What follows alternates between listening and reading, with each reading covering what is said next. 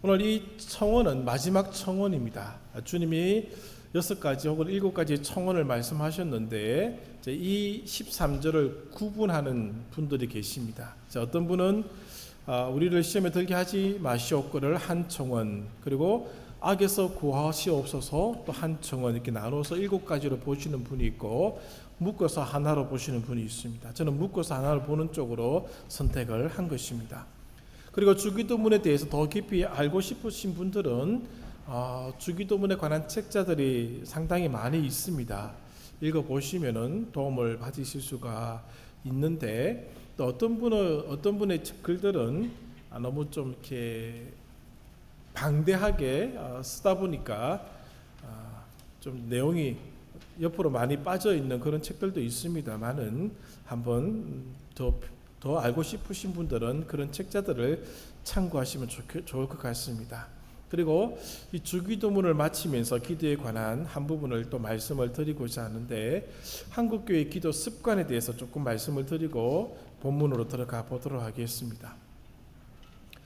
기도에 있어서 무엇이 중요하냐라는 질문을 던지고 답변을 찾다 보면은 여러 가지 답이 나올 수가 있습니다만은 그 중에 중요한 것이 습관입니다. 기도의 습관이 굉장히 중요합니다. 누가복음 22장 39절 이하에 예수님도 기도하실 때에 그냥 기도하신 것이 아니라 습관에 따라 기도하셨다라는 표현이 나옵니다. 그만큼 기도에 있어서 습관이라는 것은 굉장히 중요하죠. 왜 그런가 하면은 기도하기 싫을 때가 있습니다. 기도하기 힘들 때가 있습니다. 습관이 되어 있으면은 억지로라도 기도가 가능해진다는 것이죠. 억지로 앉아서 머리 숙여 기도할 수가 있다는 것이죠. 습관이 없으면은 그것이 잘 이루어지지 않는다는 것입니다. 자신만의 습관이 다 있지요.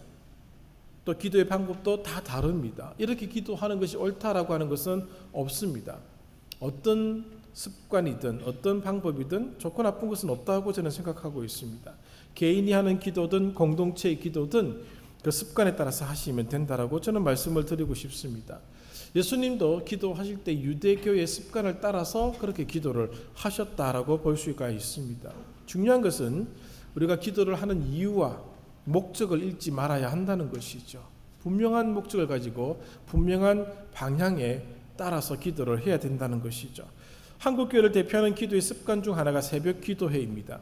새벽 기도를 한다는 것은, 참석하는 것은 대단한 것이죠. 그렇게 많이 여기고 있죠.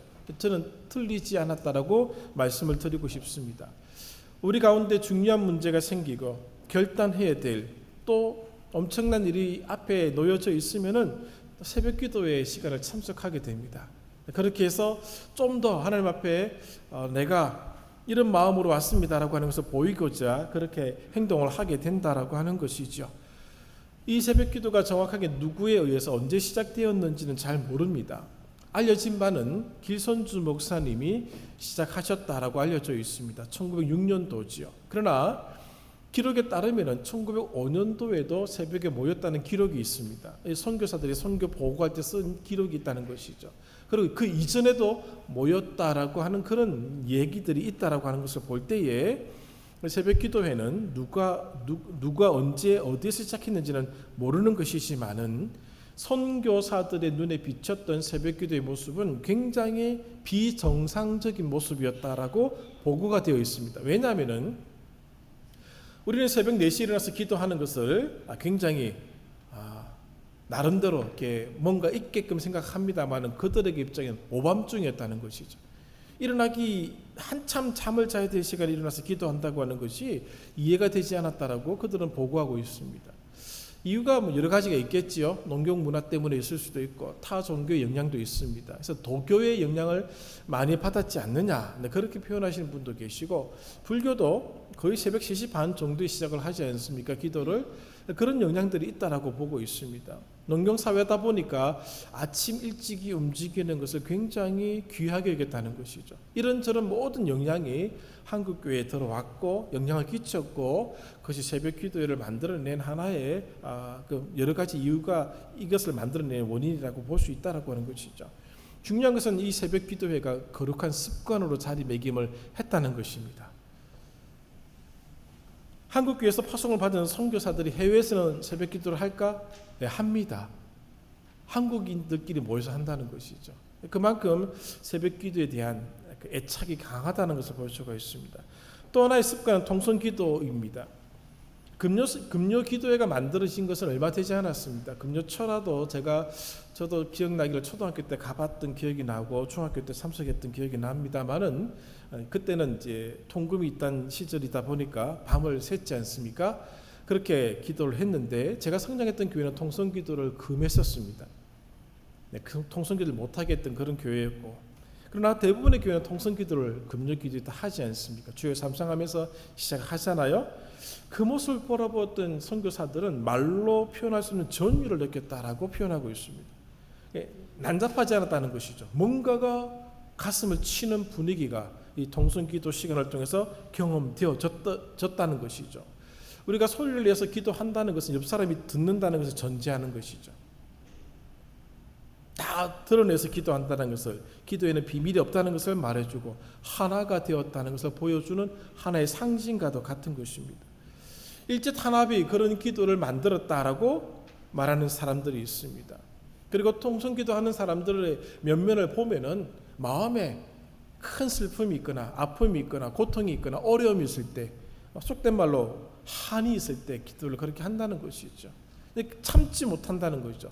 통성으로 기도해서 큰 소리로 내어서 기도해서라도 오늘 마음속에 담긴 것을 풀고자 하는 그런 어떤 영향들이 있지 않았나라고 그렇게 보여지고 있다는 것입니다.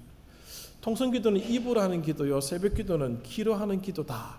통성기도는 동적이고 새벽기도는 정적인 기도다. 그렇게 얘기를 하고 있습니다. 저도 새벽에 정적으로 기도하기를 부탁을 드립니다. 간혹 우리 교회 성도가 아닌 분들이 오셔서 큰 소리 기도하면은 제가 조금씩 그렇게 말씀을 드리기도 하지요. 그러면은 자기는 큰 소리를 기도하지 못한다고 해서 그 다음 날부터 안 나오는 것도 보게 되는데, 어쨌든 새벽 기도는 정적인 기도, 하나님의 음성을 듣는 생각하는 시간이 되어야 할 것이고, 밤이나 또 활동하는 시간에 드리는 기도는 조금 크게 해도 괜찮다라고 저는 그렇게 생각하고 있습니다. 이것을 말씀을 드리는 이유가 있습니다. 이 기도의 습관에 변화가 일어나고 있기 때문에 그렇습니다. 새벽 기도회를, 이 귀한 습관을 누가 지켜나갈 수 있을까? 누가 지켜나갈 것 같습니까? 이제는 거의 없어지고 있습니다. 목회자들도 새벽 기도회를 잘 하려고 하지 않습니다. 이제 대부분의 젊은 분들 또 어린 자녀들은 새벽 기도를 모릅니다. 그래서 새벽 기도를 거룩한 습관으로 지켜나가기는 쉽지 않은 시대가 되었다라고 생각이 되는 것이죠. 새벽 기도회가 만들어진 것, 통성 기도회가 만들어진 원인이 있듯이 이 사라지는 원인도 있지 않겠나 싶습니다. 그리고 그 시대에 맞게끔 또 다른 거룩한 습관들이 만들어져야 한다는 것이죠. 새벽 기도회가 없어진다고 해서 놀랄 필요는 없습니다. 다른 시간에 기도하면 되는 것이죠. 자유를 주기 위해서 이렇게 말씀을 드리는 것이 아니라 이제는 밤중까지 일을 하는 그런 문화가 되었습니다. 새벽에 일어날 수가 없고 아침 일찍 회사에 나가야 됩니다. 그러면은 직장에서 자신만의 시간을 정하여서 기도의 습관을 가지고 기도를 해달라는 것입니다.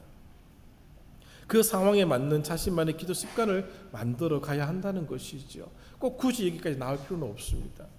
우리 교회는 새벽 기도회 밴드를 운영하고 있습니다. 활용하여서 자신만의 기도 습관을 만드십시오. 오늘 내가 직장에 1시간 빨리 가서 기도할 수 있는 공간을 만드시든지, 가정에서 하시든지 자기만의 공간에서 기도하시고 말씀을 묵상하시면 되지 않을까 싶습니다. 저 얘기를 들어 죄송합니다만은 한때 그런 적이 있습니다. 늘 그렇다는 것은 아니었고요. 고등학교 다닐 때 한 1년 정도는 기도하고 성경을 보기 위해서 학교를 좀 빨리 간 적이 있습니다. 한 1시간 정도 먼저 가서 기도하고 또 성경 보고 그렇게 하루를 시작했던 그런 기억이 있는데, 직장이든 또 내가 운영하는 사업체든 그렇게 하셔서 기도하고 또 성경 보고 말씀 묵상하고 하루를 시작하는 것, 그런 습관들 만들어가는 것이 굉장히 중요하다라는 것을 말씀을 드리고 싶습니다. 이제 본문으로 들어가 보도록 하겠습니다. 13절을 다시 보십시오. 우리를 시험에 들게 하지 마십시오 라고 기도하고 있습니다. 이 시험이라는 단어는 두 가지 의미를 가지고 있습니다. 하나는 테스트의 의미가 있습니다. 또 하나는 템프테이션, 유혹입니다. 하나님 표현에서 이 단어를 쓸 때는 테스트라는 의미로 사용을 하고 있습니다. 하나님은 사람을 유혹하지 않습니다. 템프테이션 하지 않습니다. 하나님은 우리를 시험하십니다. 테스트하십니다. 아브라함도 테스트하셨습니다. 다윗도 테스트하셨고 사울도 테스트를 하셨습니다. 테스트에 통과하신 분이 있고 통과하지 못한 분이 있다는 것뿐이지 하나님은 우리를 넘어뜨리기 위해서 시험을 하시지는 않는다라고 하는 것이죠. 하나님이 우리를 시험하시는 이유는 우리를 성장시키기 위해서 그렇게 하시는 것이죠. 욥기를 말씀드릴 때 말씀을 드렸습니다. 하나님이 욥을 테스트를 하십니다. 그리고 그 욥이 그 이전의 욥의 모습이 아니라 더 성장하고 성숙한 욥의 모습으로 탈바꿈한 것을 우리는 알게 되죠. 42장에 가서 욥이 이렇게 고백하지 않습니까? 하나님에 대한 인식이 바뀌었다는 것을 고백합니다. 전에는 귀로 들었던 하나님인데 이제 눈으로 봅니다. 하나님에 대한 인식이 바뀐 것이죠. 무엇이 그를 그렇게 만든 것입니까? 고난이었습니다. 하나의 테스트로 주어진 고난을 통해서 하나님이 욥을 바꾸셨던 것이죠. 다윗도 마찬가지고 아브라함도 마찬가지입니다. 하나님은 우리를 테스트하셔서 오늘 하나님이 만드시고자 하는 모습으로 만들어 가십니다. 그런 과정을 거쳐 우리를 성장시키고 계시더라는 것이죠. 그래서 사탄은 테스트가 아니고 유혹합니다. 사탄이 아담을 유혹하였습니다. 사탄은 항상 유혹하는 자입니다. 넘어지게 하는 자라는 것이죠.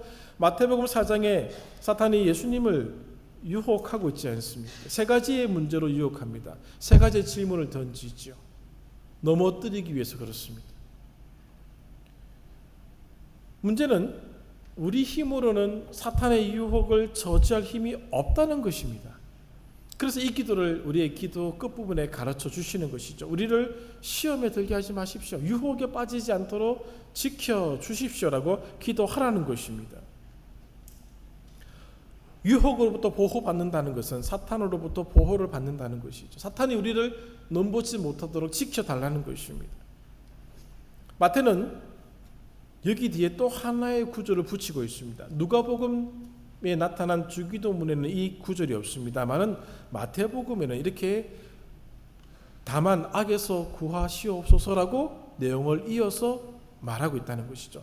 이게 악 앞에 3번이 있습니다. 각 줄을 보십시오. 또는 악한 자에게서도. 자, 악이 무엇이냐라고 하는 부분을 두고 많은 학자들이 논쟁을 펼쳤습니다.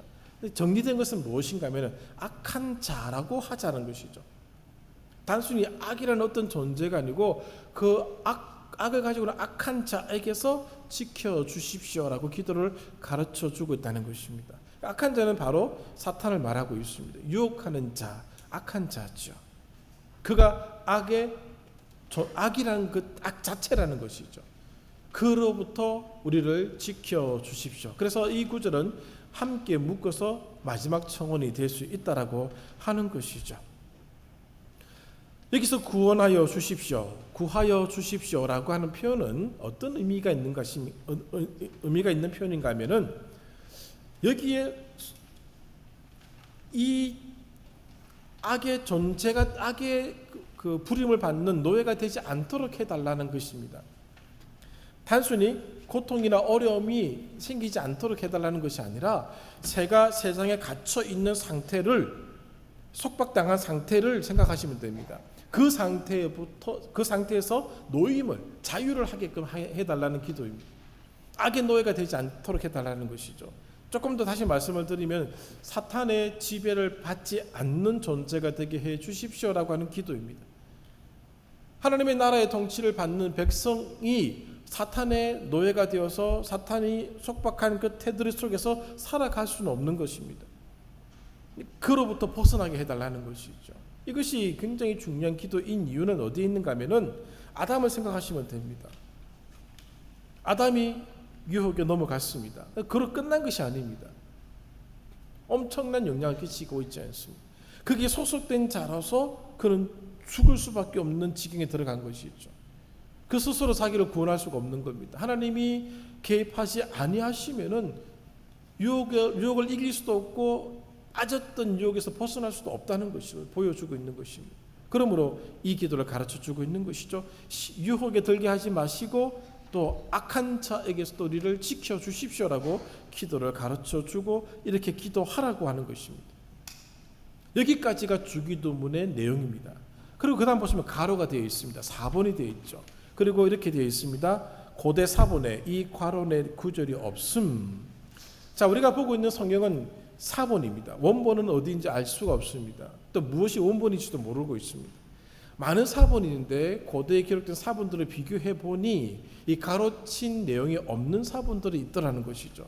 누가복음에도 이 가로친 내용이 없습니다. 이것을 뭐라 얘기하면 성령이라고 얘기합니다. 성령. 자, 우리가 예배를 끝냈을 때에 찬양대가 마지막 찬양을 드려 성령입니다. 시작할 때도 성령을 하고 끝날 때도 성령을 합니다. 기도를 할 때도 그렇게 함으로써 예배가 끝났습니다라고 하는 것을 알려주는 역할을 하고 있습니다. 기도의 끝에도 기도가 끝났습니다라고 하는 것을 알려주기 위해서 성령을 붙였다는 것이죠. 전에도 말씀드린 것처럼 유대교회는 기도의 습관에 따라 기도를 하되 끝부분에 성령을 붙여서 기도를 마감했다는 것입니다. 우리는 어떻게 하죠? 예수님의 이름으로 기도합니다라고 성령을 붙입니다. 자, 예수님의 이름으로 기도합니다라는 표현을 하지 않았다고 해서 기도가 안 되는 것 아닙니다. 다급한 일이 생겼습니다. 하나님 살려주십시오 라고 기도했습니다. 근데 하나님께서 야, 너 왜 예수님의 이름으로 기도하지 않아? 그 말 왜 그 표현 안 썼어? 그럼 기도가 아니야. 그렇게 응답하시겠습니까? 그런 건 아닙니다. 우리가 공적인 기도, 대표적인 기도를 할 때 이것을 붙이는 이유는 기도가 끝났습니다라는 것을 공공의 사람들에게 알려주는 것이죠. 그런 의미의 표현이 바로 이것입니다. 바울의 서신을 볼 때도 그가 기도를 끝낼 때에 이런 성령이 있습니다. 이런 식의 표현이 아닙니다만은 성령의 형식을 띠고 기도를 하는 것을 보곤 합니다.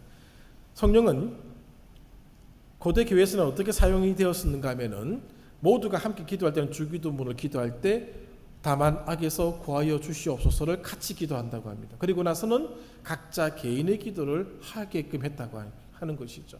여기까지는 공동의 기도, 그 다음부터는 개인의 기도를 하게 했다는 것이죠. 또 어떤 데서는 다만 악에서 구하시옵소서라고 청중이 하면은 여기서 인도하는 사제가 왜냐하면 나라와 권세와 영광이 아버지께 영원히 있사옵나이다 하고 함께 아멘 하고 기도를 마쳤다는 것이죠. 이렇게 주고받고 하는 식으로 기도할 때 이 성령을 사용했다라고 알려져 있습니다. 성령은 그 정도로 생각하시면 될 것 같습니다. 그렇다면은 이 13절 상반절에 있는 이 기도가 우리에게 필요한 이유가 무엇인가를 생각해 볼 필요가 있습니다. 첫 번째는 이미 말씀을 드린 것처럼 악이 우리 삶을 장악할 수 있기 때문에 그렇습니다. 사탄의 유혹을 이길 수 있는 사람 아무도 없습니다. 우리 힘으로는 우리를 지킬 수가 없다는 것이죠. 로마서 7장 15절을 보시면은 이런 표현이 있습니다. 제가 읽어드리겠습니다. 나중에 로마서 7장 14절부터 한번 쭉 읽어보시기를 바랍니다. 우리가 어떤 위치에 어떤 사람인지를 보여주고 있는데 로마서 7장 15절 내가 행하는 것을 내가 알지 못하노니 곧 내가 원하는 것은 행하지 아니하고 도리어 미워하는 것을 행함이라. 그리고 18절 내 속 곧 내 육신에 선한 것이 거하지 아니하는 줄을 아노니 원함은 내게 있으나 선을 행하는 것은 없노라. 우리의 모습이라는 것이죠. 자, 다 한 번씩 경험해 보지 않습니까? 나는 마음은 안 그런데 나도 모르게 반대 행동을 할 때가 있고 반대의 말을 할 때가 있습니다. 악이 우리를 넘보기 시작하면 우리는 우리를 지켜낼 수가 없습니다. 이 세상에 사는 한 우리는 유혹에 넘어가기도 합니다. 부분적으로 악의 지배를 받는 그런 모습, 악의 권세에 복종하는 모습을 보이기도 하지요. 그러므로 하나님의 도우심이 아니면 언제나 실패라는 사실을 기억하고 이 기도를 하라는 겁니다. 이 기도 그냥 끝날 때 하는 마지막 청원으로 끝나는 것이 아니라 정말 하나님이 우리를 지켜주시지 아니하시면은 우리는 다 실패자가 될 수밖에 없다는 것을 인정하고 기도하자는 것입니다. 사탄에게 삶을 장악당할 수는 없지 않습니까? 사탄이 아담을 유혹하여 죄를 짓게 했습니다. 그 결과 아담의 인생은 망가졌습니다. 그리고 그 인생의 결과는 죽음으로 증명된 것이죠. 그가 망가진 인생을 살았다는 것을 죽음이 증명해 준 것입니다. 악은 우리가 행하는 어떤 일이 아닙니다. 우리가 어디에 소속되어 있는지, 어디에 속박되어 있는지를 보여주고 있는 모습이라는 것이죠. 오늘 이 악한 자에게서 벗어날 수 있는 유일한 길은 어디에 있는가? 그 첫 걸음은 우리 스스로는 그 권세에서 벗어날 능력이 없다고 고백하는 겁니다. 나는 이런 문제 절대 넘어지지 않습니다. 그렇게 장담하지 말라는 겁니다. 언제나 실패할 가능성이 있다는 것을 인정하라는 것이죠. 언제나 넘어질 수 있다는 것을 알고 있으라는 것입니다. 그렇게 조심하지 않으면 우리는 넘어지게 되어 있습니다. 두 번째는 악의 권세는 개개인뿐만 아니라 공동체 전체에 영향을 끼칩니다. 아담의 죄를 지음으로 피조 세계 전체가 영향을 받았습니다. 엉겅퀴를 내고 가시를 내게 되었습니다. 로마서에 따르면 탄식한다라고 말하고 있습니다. 그냥 나에게 영향을 받는 것으로 끝나는 것이 아닙니다. 단적인 예로 다윗이 유혹에 넘어갔습니다. 그 결과가 가정에 끼치게 되지 않습니까? 그 이후로 왕자의 난이 일어나게 되죠.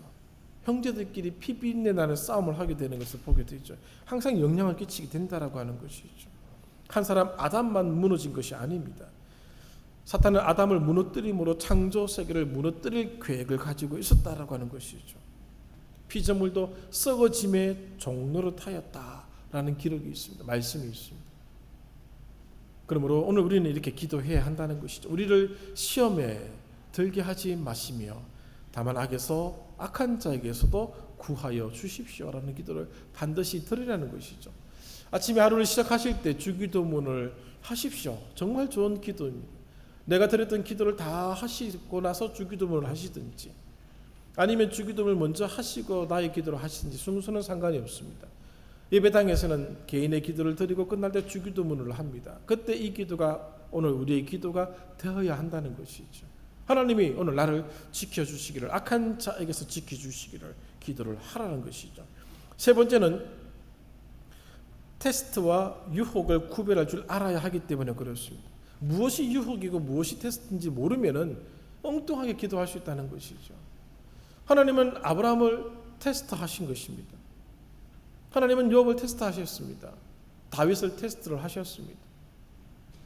하나님께서 그들을 시험하사 하나님이 만드시고자 하는 그 모습으로 그들을 밀어내신 것이죠. 하나님 우리를 시험하시는 이유는 그 다음의 단계로 이끌어 가시기 위해서 그렇습니다.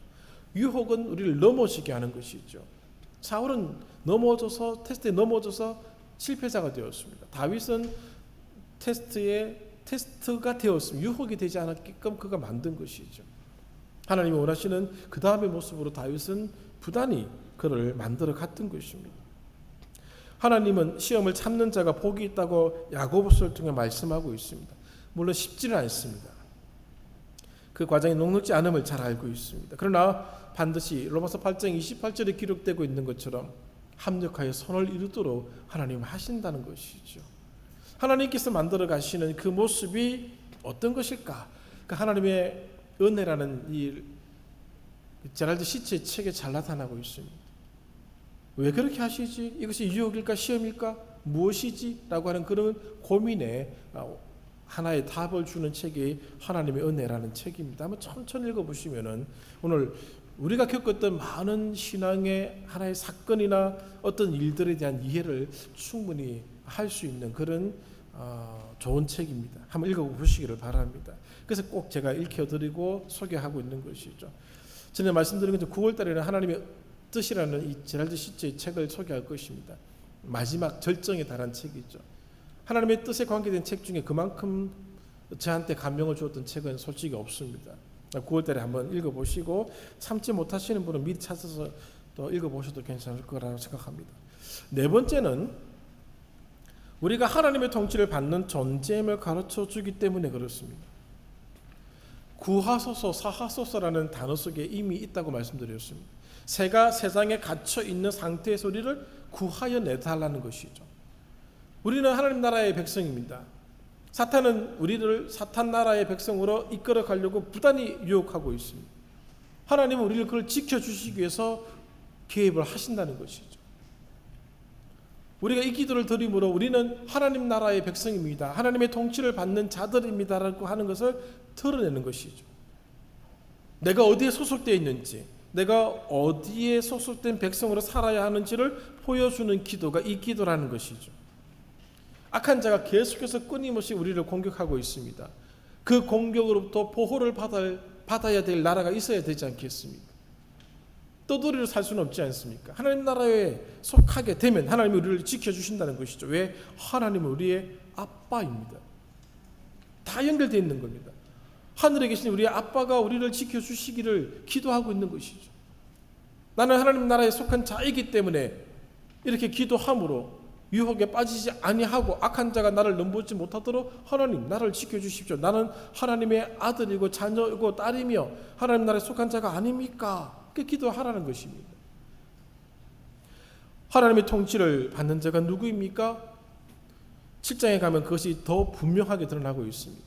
하나님의 뜻을 행하는 자입니다. 그의 말씀에 순종하는 자이죠. 그 열매로 그들을 알게 되는 것입니다. 포도나무에서 포도 열매가 맺힙니다.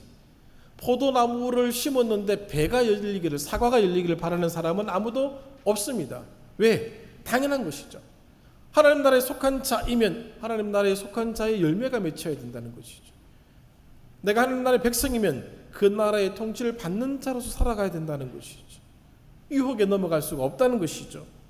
그러므로 이렇게 기도함으로 오늘 하나님께서 우리를 지켜주시기를 날마다 구하고 날마다 의존하고 날마다 하나님의 그 통치 속에 들어가야 된다는 것입니다. 오늘 나는 밤에 잠들 때 하나님이 지켜주셔서 유혹에 넘어가지 않았습니다. 너무 감사한데 아침에 일어나서 나는 어제도 잘했는데 아래도 잘했는데 오늘은 뭐 기도 안 한들 괜찮아. 아닙니다. 그때가 넘었을 때라는 것이죠. 다윗이 잠을 자지 말아야 될 시간에 잠을 자고 말았습니다. 언제 넘어질지 모르는 것이죠. 날마다 우리를 유혹에 들게 하지 마시고 악한 자에게서 구하여 주십시오라고 기도하고 하루를 시작하고 그렇게 해주심에 감사하는 기도를 저녁에 드리고 잠자리에 들어야 한다는 것입니다. 말씀을 정리하겠습니다. 주기도문은 나침반과 지도와 같은 것입니다. 나침반의 역할, 지도 역할을 잘 알고 계실 것입니다. 나침반은 정확한 방향을 제시해 줍니다. 기도가 정확한 방향이 필요한 것이죠. 그 방향을 잃어버리면 탐욕의 수단이 될 수가 있습니다. 기도는 그런 것이 아닙니다. 마태복음 6장 33절에 이미 있는 31절에 있는 것처럼 무엇을 먹을까 마실까 입을까의 수단이 아닙니다. 내가 하나님 나라에 속한 자임을 드러내는 표현입니다. 기도는 바르게 하셔야 되는 것이죠. 많이 한다고 되는 것이 아닙니다. 바른 기도를 드려야 되는 것이죠. 그 바른 기도를 알려주는 역할이 주기도문 속에 있다라고 하는 것이죠. 지도는 우리가 서 있는 자리를 알려줍니다. 어디에 있는지, 산에 있는지, 강에 있는지, 어디 골짜기에 있는지를 알려주고 있는 것이죠. 오늘 우리가 드리고 있는 기도, 나의 기도가 어느 쯤에 있는지를 알려주는 것이죠. 그러므로 주기도문을 통해서 오늘 우리가 기도하는 기도의 정확한 위치를 파악해 볼 필요가 있다라고 하는 것이죠. 잘못된 방향으로 가지 아니하도록 잘못 드려지는 기도가 되지 아니하도록 이 주기도문을 통해서 날마다 점검을 해야 한다는 것입니다. 이 기도문이 주님이 주신 기도문이고 우리의 기준점이 되는 것이죠. 주님이 또 다른 기도문을 우리에게 주신 법이 없습니다. 주시지 않으셨습니다. 이걸 딱 주시고 바꾸지도 않으셨습니다. 그러므로 이 기도문은 영원히 오늘 우리가 드려야 될 기도의 중심이 된다는 사실을 기억해 주시고 이 기도문으로 오늘 우리 기도를 늘 점검하시고 항상 내가 기도하는 것과 비교해 보실 필요가 있다는 것이죠. 두 번째로는 주기도문으로 기도의 새로운 습관과 내용이 채워지기를 소원해 보는 것입니다. 아름다운 기도의 습관이 있는 한국 교회입니다. 그러나 시대가 조금씩 달라지고 문화가 달라지면서 그 습관들이 조금씩 변화하고 있습니다. 그럼 우리는 새로운 습관을 만들면 됩니다. 새벽기도 하라고 성경에 기록되어서 막 교리적으로 주어진 것 아닙니다. 그 시대가 그런 것을 만들었다면 오늘 우리 시대에 걸맞게 우리의 새로운 기도의 습관을 만들면 되는 것이죠. 나는 새벽에 나와 기도하겠다. 그럼 나와서 기도하시면 되고 직장에서 하고 싶다. 그렇게 하시면 됩니다. 나만의 거룩한 기도의 습관을 만드시고 하십시오. 계속 제가 새벽기도 밴드를 보고 확인하고 있습니다. 숫자를 확인하고 있는데 사람은 잘 확인하지 않습니다. 오늘 누가 안 들어왔군 이러면 또 제 마음이 부담스럽습니다. 그래서 그걸 아예 안 봅니다. 숫자만 보는데 요즘엔 한 45명 정도 들어오시더라고요. 현장에서는 우리 교회는 6분 정도 참석하십니다. 그리고 교회당 아닌 곳에서는 40명 정도가 참석하고 있다는 것을 제가 보면서 이런 거룩한 습관들이 우리의 습관으로 자리 잡기를 기도하고 있습니다. 또 하나, 기도하는 조부모님의 모습을 보여주십시오. 기도하는 부모님의 모습도 보여주셨으면 좋겠습니다. 우리 아이들이 은연중에 엄마가 기도하는 거, 아빠가 기도하는 거, 할머니, 할아버지가 기도하는 모습을 좀 보았으면 좋겠다. 그것이 큰 영향을 끼칩니다. 제가 좋아하는 작가가 있습니다. 그분의 책을 읽기를 참 좋아하는데 그분의 글을 읽어보니까 예수 믿는 사람 같은 느낌을 받았습니다. 막 다 읽어봤습니다. 근데 어느 한 곳에도 자기가 예수 믿는 사람이라고 밝히지는 않았습니다. 근데 우연찮게 막 찾다 보니까 이제 어딘가는 다 나타나지 않습니까? 전주 소문교회에서 성장하신 분이더라고요. 할머니가 새벽에 했던 그 기도가 이분에게 큰 영향을 끼쳤다라고 그렇게 얘기를 합니다.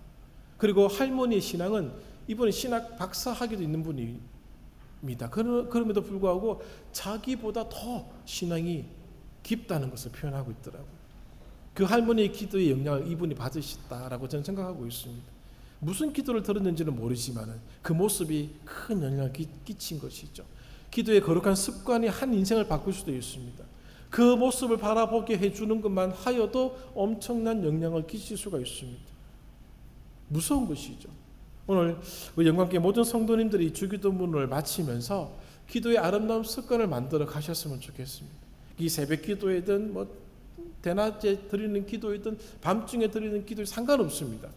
어떤 모습이든지 간에 아름다운 모습으로 주님과 만나시고 이 모습을 통해서 오늘 우리의 기도가 주님이 가르쳐 주신 기도에 점점점 더 가까워지는 그런 모습이 되기를 바라고 훗날 기도의 용사로 우뚝 서는 그런 모든 성도들 되기를 간절히 소망합니다. 기도하겠습니다.